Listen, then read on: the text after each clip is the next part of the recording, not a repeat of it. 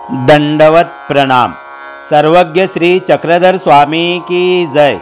महानुभाव पंथाचा उत्सव नवरात्र उत्सव आज सकाळपासून मोठ्या उत्साहाने संपूर्ण देशात सुरू झाला असून आज अनेक ठिकाणी वनभोजन, नामस्मरण, पोथी, प्रवचन व देवपूजेचे आयोजन केले होते।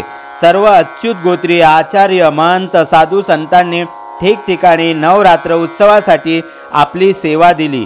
त्याचप्रमाणे महानुभाव पंथीयांचा अत्यंत पावन व श्रद्धास्थान असलेला मौदा येथील दीपस्थान असून ह्या ठिकाणी सुद्धा आजपासून परमपूजनीय आचार्य महंत श्री सुनीलदादा बिडकर यांच्या सुमधुर वाणीतून नवरात्र उत्सवाला सुरुवात झाली।